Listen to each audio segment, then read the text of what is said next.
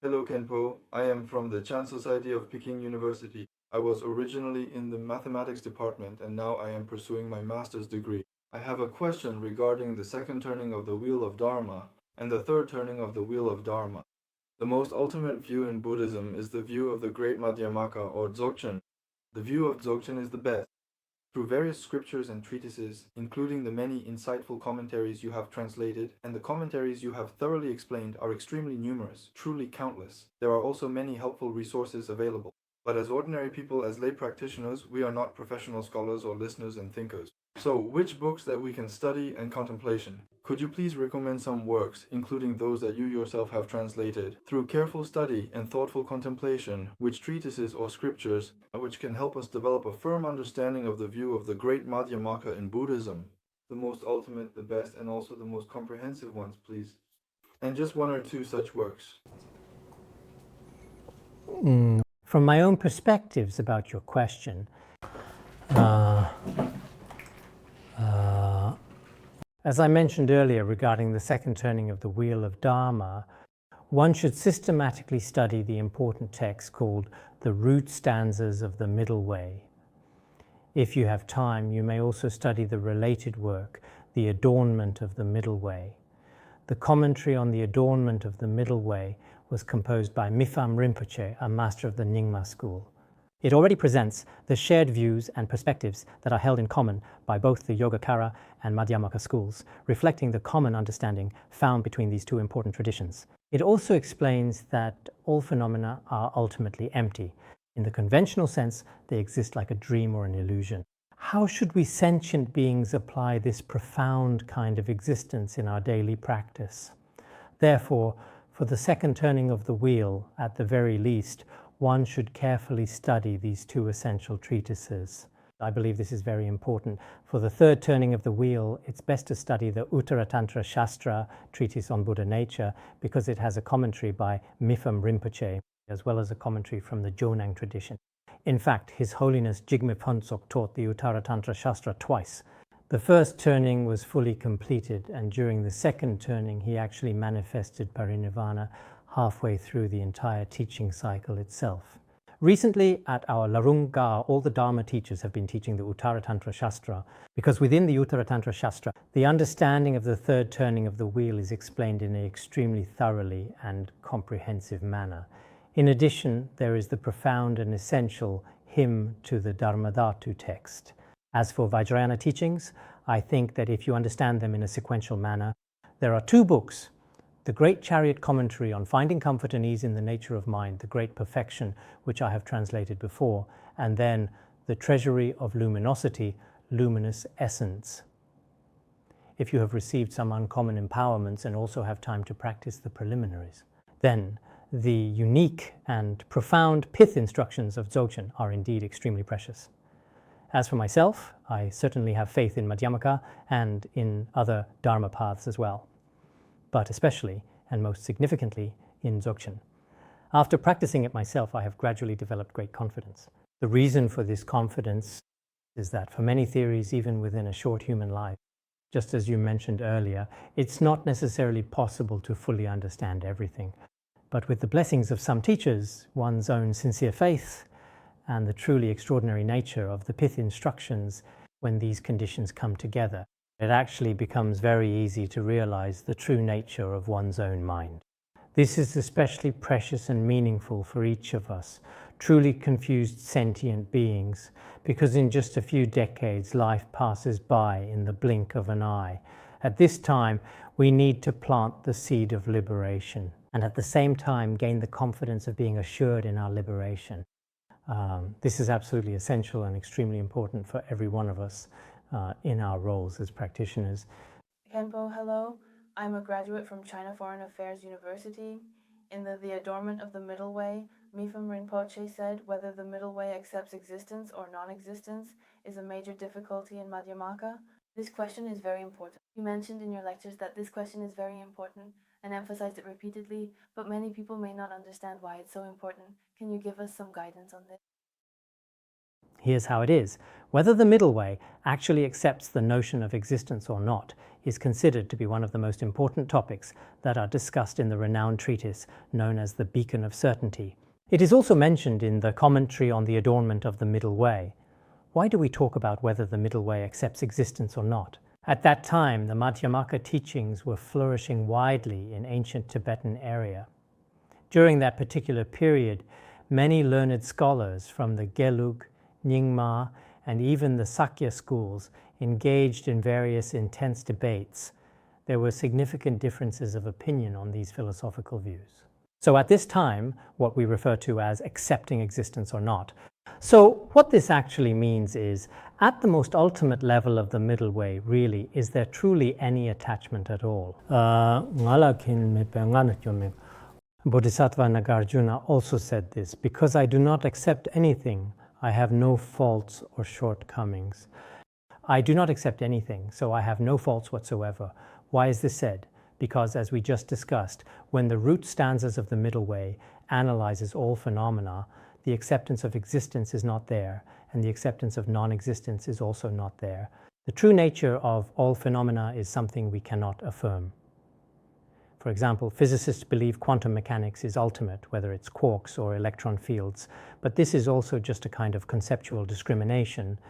Similarly, the Theravada tradition believes in atoms, and Yogacara asserts the alaya consciousness. The Svatantrika Madhyamaka school holds that, conventionally, intrinsic characteristics do exist, but these are merely at the level of language. On the level of true reality, they cannot be affirmed. That's why the Buddhist scriptures say, transcendence to the other shore is beyond words and thought. Whenever we try to use language to describe all phenomena, it simply doesn't work. This approach is actually impossible. If we use our own wisdom to observe our own mind, sometimes those who understand Vajrayana may realize this themselves. If you say the nature of my mind exists, that also cannot be established. If you say it doesn't exist, it's clearly something vivid and apparent. This is something that cannot be grasped by language or thought. Nothing works. In fact, this is the original reality itself. This kind of original reality, whether it's called Buddha nature or the Buddha's true face, is just like this. This can be said when combining pith instructions with Vajrayana practice. That's how it can be expressed. So in the Beacon of Certainty, Mipham Rinpoche says, this is the most crucial issue. Under what circumstances, in which contexts does Madhyamaka accept existence, and in which contexts does it not? That's why there are many sharp debates between the Svatantrika and Prasangika schools of Madhyamaka. There are many intense debates, but through these debates, people gradually come to understand that the nature of mind is that there is nothing to be gained, and this nothing to be gained is not mere emptiness. As this realization deepens, it transcends our speculation, it transcends our conceptual thinking. But this is also very important. Otherwise, it would just be a conceptual state that everyone could understand. There would be no great monks or realized masters, no enlightened beings. None of that would exist. Khenpo, hello. I am a student from the School of Education at Peking University. So I would like to ask you a question related to education. Regarding the education in monastic communities or in today's Buddhist institutes, in your opinion, compared to the education in secular schools today, what unique characteristics does it have? That's my first question. I would also like to ask you, in your opinion, between these two, the education in Buddhist institutes and the education in secular schools, what can they learn from each other? Could you share some insights from your own experience to inspire us? Thank you.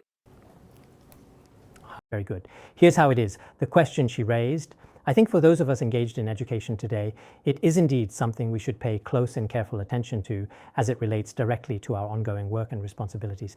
Having been a monk for many years, as I mentioned in my earlier talk, where I reflected on my experiences and the perspectives gained from monastic life, I have come to recognize the importance of considering such questions thoughtfully and with care. It's just that my identity is different. In fact, I'm a teacher. You could put it that way. Why is that? As teachers, we might be a bit different from the teachers here. The teachers here, whether in terms of salary, working conditions, or reputation, are all far better off than we are in many ways. We have lived quietly in a remote mountain valley for many long years now. For more than 20 years, we have chosen to lead a very simple and humble life, all in order to fulfill a mission that is deeply important to us. Our pursuit is not merely about teaching for the sake of teaching, nor is it about earning a salary or seeking fame or recognition. These thoughts have never entered our minds. Instead, our true motivation comes from a sincere belief that such profound knowledge, which we have dedicated ourselves to sharing, holds great value and meaning, if passed on to the next generation, is incredibly meaningful. Because I believe that the development of humanity is not just about economics, military power, or building a few physical structures on the outside world. I don't see it that way at all. The most crucial thing is the genuine development of our thinking, the careful cultivation of core human virtues. That is what truly matters most. So at times like this, we feel that the comprehensive education of monks in the monastery is entirely centered around compassion, kindness, altruism, and selflessness as core values. It is a complete system built upon these fundamental principles of Buddhism. This kind of education in altruism and kindness is actually relatively rare in our current curriculum at the present time. I wouldn't say it doesn't exist at all. I've seen it myself in many different types of books, including but not limited to those from elementary school, middle school, high school, and even college. But these books mainly promote certain stories. For example, about what kittens do or how small animals behave. A lot of elementary school curriculum content is just like this. So here, indeed, in the future, texts like Standards for Being a Good Student and Child, 3-Character Classic, and 1,000-Character Classic, these kinds of moral education studies, I think these points are especially important for all higher education institutions today. As a monastic college, we also need to learn and understand some of the contemporary scientific and technological knowledge that is taught in modern universities worldwide. Right now, we lack knowledge of science and technology in many Buddhist colleges. Of course, scientific and technological knowledge does not need to be treated as a main subject. It should be approached as a supplementary course. Otherwise, many monastics, many eminent monks and virtuous teachers, regarding important and pressing current issues in contemporary society, or the profound theoretical impact of high technology on all of us as individuals, or some things that are truly beneficial to humanity, including environmental protection and charity.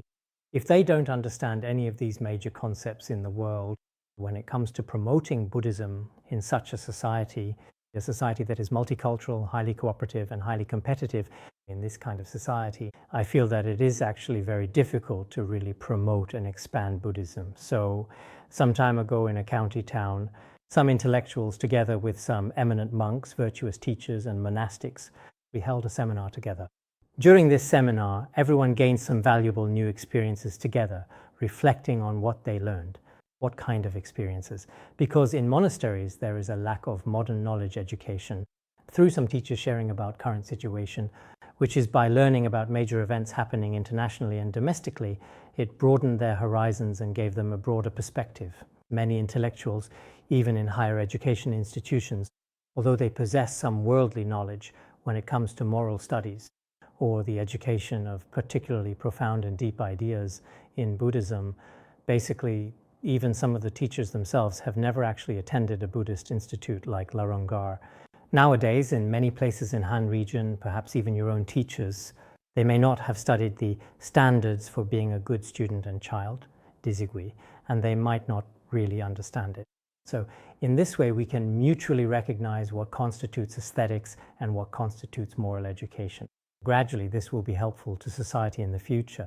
Therefore, I believe that research on religion in higher education institutions is very meaningful now. So I've heard that whether it's the students or the teachers in your department of religion, everyone should, whether out of their own faith, personal beliefs, or simply personal interest, take the time to consider this thoughtfully, dedicate themselves wholeheartedly to the study of religion. This is, in terms of life, a very profound field of knowledge. I think that for many of you, the significance of specializing in religious studies, while also focusing on education, is extremely important. As for myself, as long as I have the opportunity in my lifetime, even if it's just for one person, I intend to give a little lecture every day. This is also a sacred duty of mine that I hold dear. I personally believe that this is the most meaningful thing to do in this life. The spread of profound ideas and the mutual exchange of experiences and thoughts are the most meaningful endeavors we can pursue. Hello, Khenpo. I am a doctoral student from the Department of Philosophy at Peking University. Just now you mentioned that an important aspect of Buddhism is benefiting others. Buddhism teaches benefiting both oneself and others. My first question is, I would like to ask you to explain the relationship between benefiting oneself and benefiting others. My second question is, in the Chinese translation of the Diamond Sutra, it says, one should give rise to the mind without dwelling anywhere. Many people may focus on or pay attention to the aspect of non-abiding, but it's relatively easy to overlook the arising of the mind. I would like to ask if you could give us some guidance from the perspective of Tibetan Buddhism on what kind of relationship there is between non-abiding and the arising of the mind, and what exactly is the mind that arises in this context of non-abiding. Let me have some water before I continue. Very good. The questions you are asking are a bit different from those raised by other believers. Peking University really is quite different. Indeed, it is truly excellent. Compared to the people in our Larung Gar who have been diligently studying and thoughtfully contemplating for a long time, the questions that you guys raise are still, without a doubt, quite something remarkable.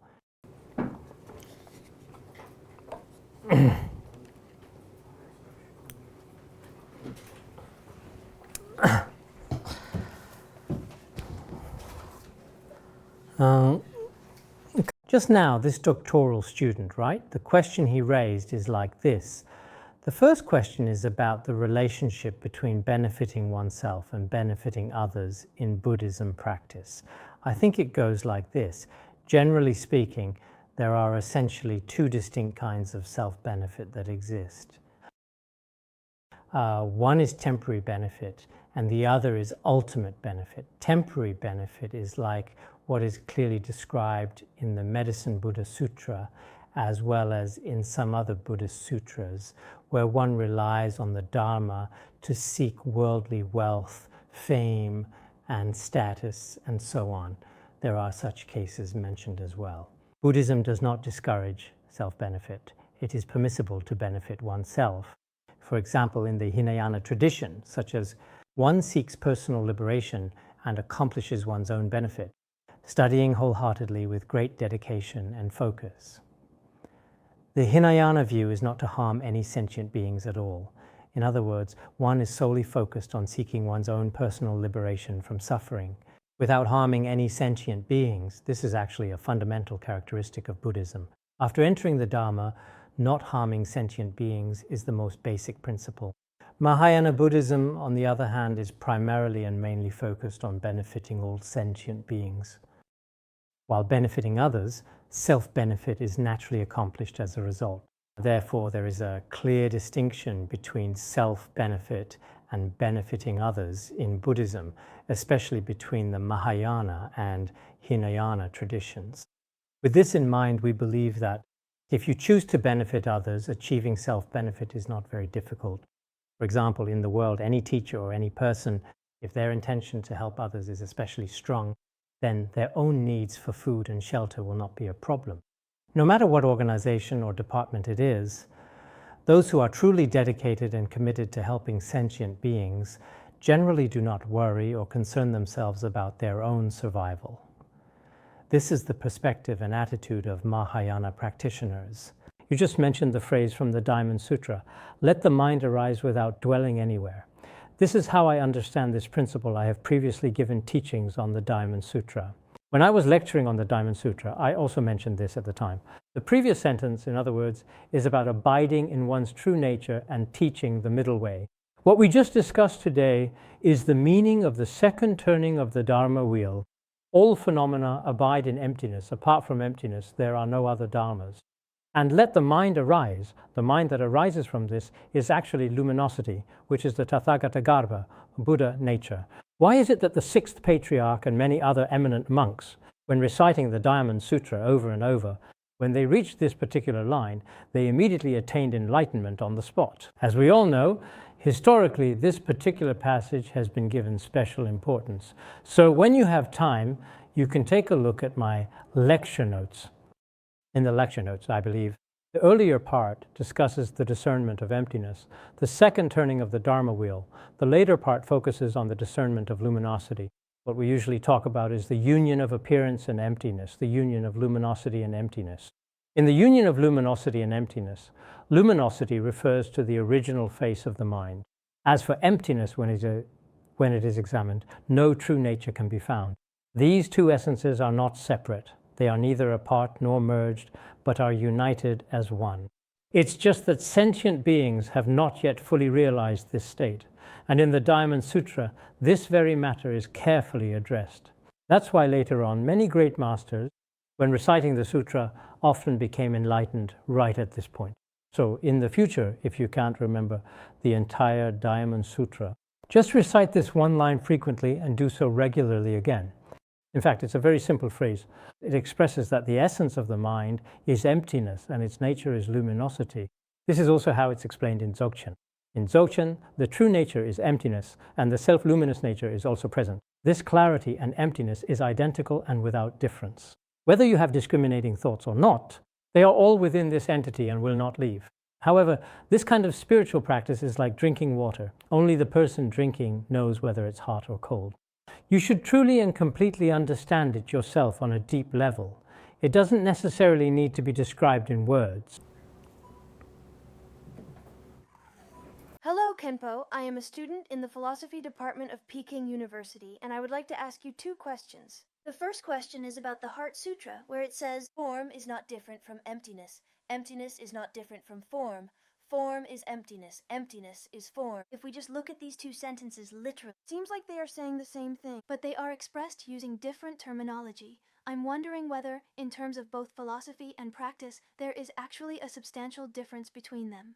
My second question is, earlier, Khenpo mentioned the issue of karma and reincarnation. Then I thought, considering how advanced science and technology are today, there are technologies like cloning, through which a life can be replicated so easily. And there are also technologies like mouse brain transplants, such as the Gordon technique. So when such a life comes into existence, how specifically and thoroughly should we account for it in terms of karma and reincarnation? All right, let me do the accounting for you step by step. So regarding your first question that you raised just now, form is not different from emptiness. Emptiness is not different from form. Form is emptiness. Emptiness is form. This is from the Heart Sutra, a well-known Buddhist scripture. In the Heart Sutra, this is referred to as the 4 corresponding doctrines of emptiness, which are important principles that help to explain the concept of emptiness. First, it talks about form, whose true and ultimate nature is emptiness itself. Why is it emptiness exactly in this particular way? I just explained this important point as well in great detail.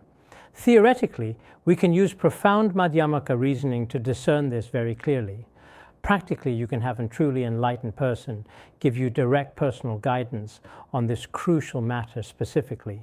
For example, in Chan Buddhism, sometimes there are, in fact, certain masters.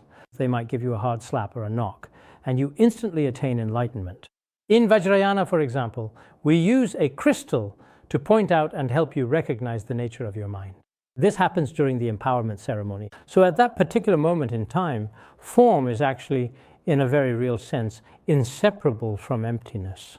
This is very easy, we all know this. So whenever we observe any form, it is never apart from emptiness. And then, emptiness is not different from form. At that point, some people might grasp this, because what we call emptiness is that empty, open space where nothing is placed in between. That is what we refer to as the significance of emptiness. But here, emptiness refers to the great emptiness, meaning the state that is free from the 4 extremes and the 8 elaborations. The nature of all phenomena, in fact, the nature of all phenomena is inseparable from form. All forms and their nature are not 2, but 1. So this kind of non-duality, this inseparability, can only be described by the great Madhyamaka. But some followers of the Hinayana or ordinary people simply have no way to understand this. So nowadays, when some people try to discern the nature of emptiness, they often fall into the view of a mere emptiness, which is incorrect. If it were just a simple emptiness, it would not be inconceivable. For example, if there is nothing inside a bowl, then the bowl is empty, this kind of emptiness. How could the Buddha call it an inconceivable state? This is something our conceptual mind can easily accept. Therefore, form is not different from emptiness, and emptiness is not different from form. In fact, the great emptiness and the essence of all phenomena are not 2 separate things. They are inseparable. In this profound way, form and emptiness are completely inseparable in their very own essential nature. We should also realize this fundamental truth. Both mind and external phenomena are nothing but confused appearances. Think about it. When you are dreaming, there are real mountains in your dream, and at that time you have real sensations. At that time, all the various confused appearances you experience in the dream. In fact, actually, when you really wake up, is there any difference between form and emptiness as they appeared then? They are just illusions. There is no difference. So all these things that are appearing right now, in reality, they are no different from dreams. Form and emptiness are inseparable. By understanding the relationship between form and emptiness through dreams, you will reach a rather profound state of Madhyamaka, the middle way. That was the first question you asked me. Now, let me turn to the second question. With the rapid advancement of modern technology nowadays, things like cloning sheep and so on, there have also been some new and groundbreaking achievements in these areas. Many people feel that this is a particularly groundbreaking, truly remarkable, and novel discovery. But actually, in Buddhism, we do not see it that way. Why is that, you may ask? Because in the past, the Buddha explained in the sutras, those ancient Buddhist scriptures, that the number of intermediate states, or bardo beings, is truly limitless and boundless. If the number of bardo beings is limitless and boundless, that means, in the past, Venerable Aniruddha sometimes saw that the water was filled entirely with sentient beings. When he saw that the water was full of sentient beings, he didn't dare to drink it. When he didn't dare to drink the water, the Buddha told Aniruddha, from now on, take what you can see with your naked eye as the standard. If you can see bugs in the water with your naked eye, then don't drink that water. But if you can't see anything with your naked eye, then drinking that water is not considered a fault. So regarding this principle, I once visited the Shanghai Institute of Science and Technology. In one of the laboratories at the Shanghai Institute of Science and Technology, there were indeed many, many magnified cells. In the end, I developed an unshakable faith in this statement of the Buddha's, since in this world, countless diverse forms of life pervade all of the vast and endless space. At such times, it's just that they bring together some of the body's sperm and eggs, then joining them together in a laboratory setting. Through long periods of experimentation like this, they introduce life in the process. But introducing such a life in this manner is not actually creating truly new life from nothing. It's just that when individual cells of the body gather together, sometimes through advanced science, things like the successful cloning of sheep have also occurred in recent years. But this is not, some prominent scientists have also said in the past, up to now, currently, the actual ability to create life from nothing, even to create a single tiny ant. Science does not possess it. New life cannot be created. It's just that in the process of creating a physical body, sometimes an intermediate state of consciousness can enter into this body. Creating a body like the one we have now, this is something that scientists have developed particular and well-established methods for, because within the mother's body, for example, there are impure seeds. You could also call them essence and blood, all these causes and conditions. Scientists use various different methods to bring them together. Then, through various means of careful incubation, gradually, over time, occasionally, such a life is produced. But this is not the creation of life. It should be understood from this perspective. This is reasonable. Khenpo, just now you mentioned the issue of cloning. I'd like to ask, does this conform to the 12 links of dependent origination? Which consciousness enters the womb in this case? Is there a process of entering the womb? And there's another question. I've seen the Sautrantika Yogacara and the Samkhya non-Buddhist schools, and I want to clarify the differences between them. Because the Sautrantika Yogacara school ultimately also has to acknowledge Analaya Vijnana, there is something that is ultimately real. The Samkhya non-Buddhist school also acknowledges that in the end there is an I. What is the difference between that I and the Alaya Vijnana? And also, because the Sautrantika Yogacara school is the same, great masters Mipham Rinpoche believe it cannot lead to liberation. Non-Buddhist schools cannot lead to liberation. What is the difference between them and the Sautrantika Yogacara school? Just now you said that cloning does not necessarily go through the 12 links of dependent origination related to birth from the womb. Because from the perspective of birth from the womb, the causes and conditions for womb birth in the 12 links of dependent origination are complete. But if we look at it from the perspective of moisture-born beings, for example, in soil, manure, and things like that in the summer season, when the specific causes and conditions for producing insects come together naturally and spontaneously, insects naturally arise from those elements. In that case, we also can't think that just because we are making this fertilizer and this manure here, we are ultimately creating a life. That's not how it works. When these causes and conditions come together, even though the causes and conditions for womb birth are not complete, however, the Buddha also spoke in the sutras about beings born from moisture, eggs, transformation, and wombs. Especially in some parts of Buddhist history, in the past, on people's bodies, such as on the tops of their heads, like the king born from the crown, who was also born from the top of a person's head.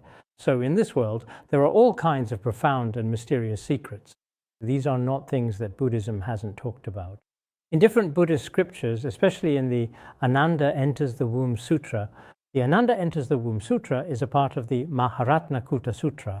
After reading it, it turns out that the Buddha had already addressed the entirety of what we see today, including the causes and conditions for the birth of some sentient beings, such as those born from the womb, and described them in great detail. So sometimes I think Buddhism truly, it's not just because I'm a Buddhist that I praise Buddhism, but whether it's discussing various important fields such as medicine, physiology, the macrocosm or the microcosm, or the entire concept of emptiness, all the principles that scientists talk about today, there isn't a single one that Buddhism doesn't mention or a field of knowledge it doesn't encompass. Therefore, everyone should recognize the greatness of Buddhism. At the same time, as you just mentioned, the difference between the Yogacara school and the Samkhya non-Buddhist school. Of course, there are many, as Mipham Rinpoche has said.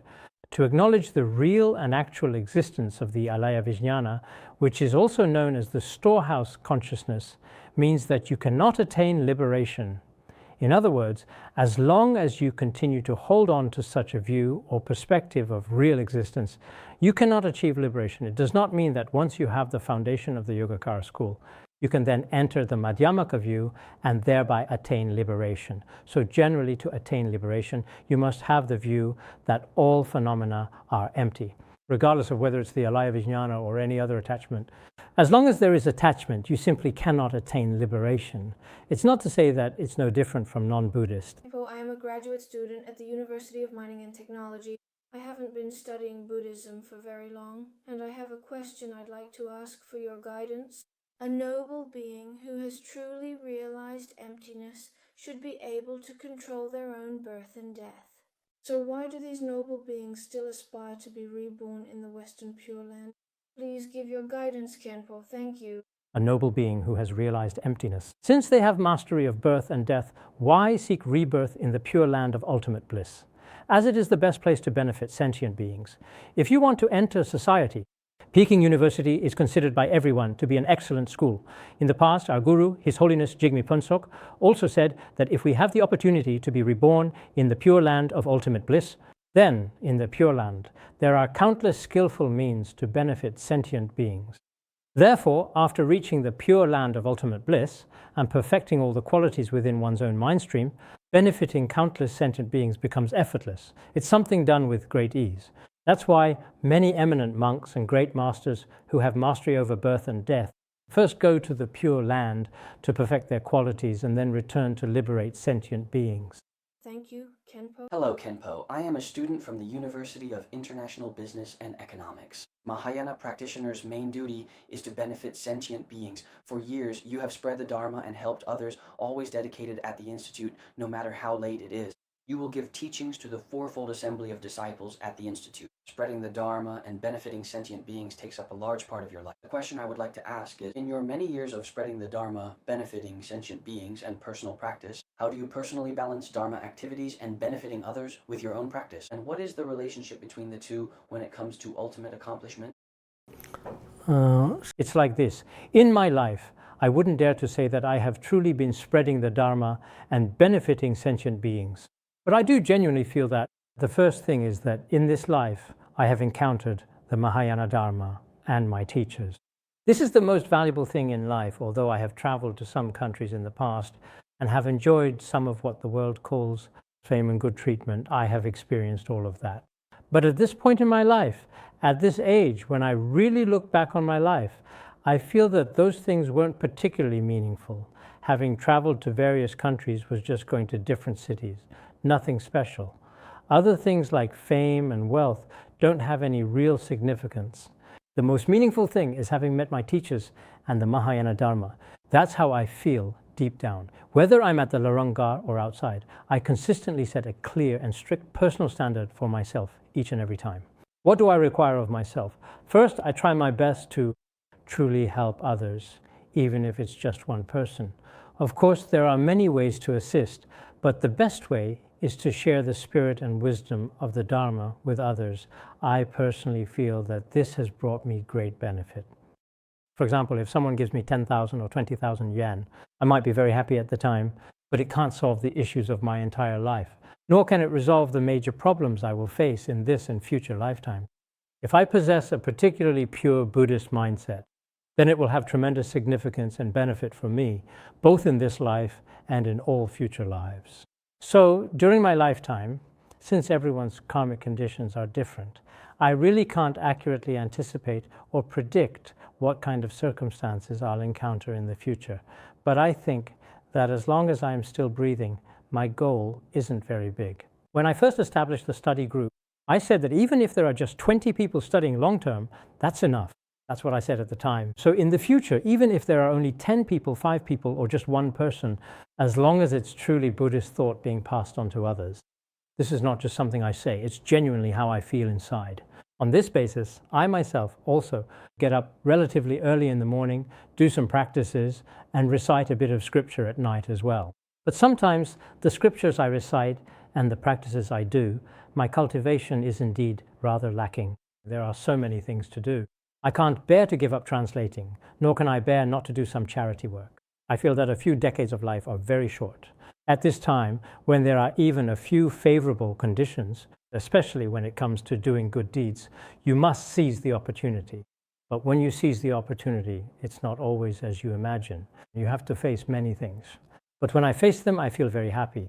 No matter where I go, whether things succeed or not, I always face them with joy and happiness.